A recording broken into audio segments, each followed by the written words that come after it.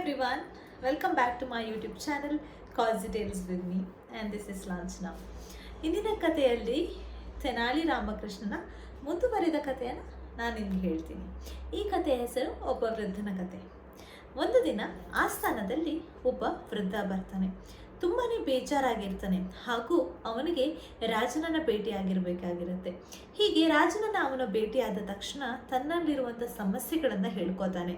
ಏನು ಅಂತ ಹೇಳಿದರೆ, ನನಗಾಗಿ ಅಂದರೆ ಅವನ ಮಗ ಹಾಗೂ ಸೊಸೆ ವೃದ್ಧನನ್ನು ಚೆನ್ನಾಗಿ ನೋಡ್ಕೊಳ್ತಾ ಇಲ್ಲ, ಹಿಂಸೆ ನೀಡ್ತಾ ಇದ್ದಾರೆ, ಹಾಗೆ ಅವರು ತುಂಬಾ ಕೆಟ್ಟ ರೀತಿಯಿಂದ ಇವರ ಜೊತೆ ವರ್ತನೆ ಮಾಡ್ಕೊಳ್ತಾ ಇದ್ದಾರೆ ಅಂತ ಕೂಡ ಹೇಳ್ತಾರೆ. ಇದನ್ನು ಕೇಳಿದ ರಾಜನಿಗೆ ಈ ಸಮಸ್ಯೆನ ಹೇಗೆ ಬಗೆಹರಿಸೋದು ಅಂತಾನೆ ಗೊತ್ತಾಗೋದಿಲ್ಲ. ಆಗ ತೆನಾಲಿ ರಾಮಕೃಷ್ಣ ಹೇಳ್ತಾನೆ, ನಾನು ಈ ಸಮಸ್ಯೆನ ಬಗೆಹರಿಸ್ತೀನಿ ಅಂತ. ಹಾಗೆ ತೆನಾಲಿ ರಾಮಕೃಷ್ಣನು ಆ ವೃದ್ಧನನ್ನ ಒಂದು ಬಳಿಗೆ ಕರ್ಕೊಂಡೋಗಿ ಮಗ ಮತ್ತು ಸೊಸೆಯ ವಿಚಾರವನ್ನೆಲ್ಲ ತಿಳ್ಕೊಳ್ತಾನೆ. ಅಂದ್ರೆ ಅವರ ವ್ಯಕ್ತಿತ್ವ ಎಂಥದ್ದು ಅಂತ ತಿಳಿದ ನಂತರ ತೆನಾಲಿ ರಾಮಕೃಷ್ಣ ಒಂದು ಉಪಾಯವನ್ನ ಮಾಡ್ತಾನೆ. ಹೀಗೆ ಇರಬೇಕಾದ್ರೆ ಒಂದು ವಾರದ ನಂತರ ವೃದ್ಧ ತುಂಬಾ ಸಂತೋಷದಿಂದ ಅರಮನೆಗೆ ಬರ್ತಾನೆ. ಬಂದು ರಾಜನ ಮುಂದೆ ಹೇಳ್ತಾನೆ, ಈಗ ನನಗಿರುವ ಸಮಸ್ಯೆಗಳೆಲ್ಲ ಬಗೆಹರಿತು ಅಂತ. ಇದನ್ನ ಕೇಳಿದ ರಾಜನಿಗೆ ಆಶ್ಚರ್ಯ ಆಗತ್ತೆ. ಒಂದು ವಾರದಲ್ಲಿ ಹೇಗೆ ಸಮಸ್ಯೆ ಬಗೆಹರಿಸಲಿಕ್ಕೆ ಸಾಧ್ಯ ಅಂತ ಕೇಳಿದಾಗ, ತೆನಾಲಿ ರಾಮಕೃಷ್ಣ ನನಗೆ ಹೆಲ್ಪ್ ಮಾಡಿದ್ದಾನೆ, ನನಗೆ ಸಹಾಯ ಮಾಡಿದ್ದಾನೆ ಅಂತ ಹೇಳ್ತಾನೆ. ಆಗ ತೆನಾಲಿ ರಾಮಕೃಷ್ಣ ಏನು ಹೇಳ್ತಾನೆ ಅಂದರೆ, ಹೌದು ಸ್ವಾಮಿ ಮಹಾಪ್ರಭು, ನಾನು ಇವರಿಗೆ ಒಂದು ಪೆಟ್ಟಿಗೆಯನ್ನು ನೀಡಿದ್ದೆ. ಅದರಲ್ಲಿ ನಾನು 10 ಚಿನ್ನದ ನಾಣ್ಯಗಳನ್ನು ನೀಡಿದ್ದೆ.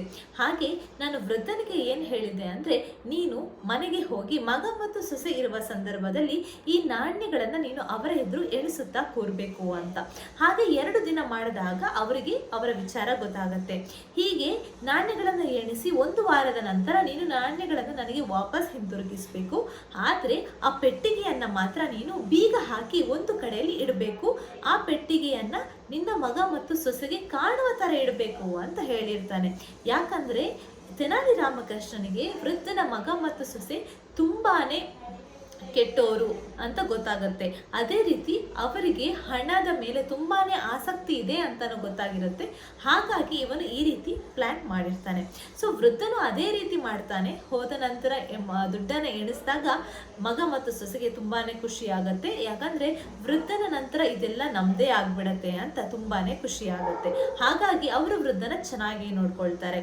ಸೊ ಹಾಗೆ ಮಾಡಿದ ನಂತರ ಸ್ವಲ್ಪ ಸಮಯದ ನಂತರ ವೃದ್ಧನು ನಾಣ್ಯವನ್ನ ವಾಪಸ್ ಹಿಂತಿರುಗಿಸ್ತಾನೆ. ಹಾಗೆ ಆ ಪೆಟ್ಟಿಗೆಗೆ ಬೀಗವನ್ನ ಜಡಿದು ಅವರಿಗೆ ಕಾಣೋ ತರ ಇಟ್ಟಿರ್ತಾನೆ. ಸೊ ಇದರಿಂದ ಇವನ ಸಮಸ್ಯೆ ಬಗೆಹರಿದಿರುತ್ತೆ. ಸೊ ಇದನ್ನ ನೋಡಿದ ರಾಜನಿಗೆ ತುಂಬಾನೇ ಖುಷಿ ಆಗುತ್ತೆ ಹಾಗೂ ತೆನಾಲಿ ರಾಮಕೃಷ್ಣನ ಬುದ್ಧಿವಂತಿಕೆಯನ್ನು ಕೂಡ ಅವನು ತುಂಬಾನೇ ಮೆಚ್ಕೊಳ್ತಾನೆ.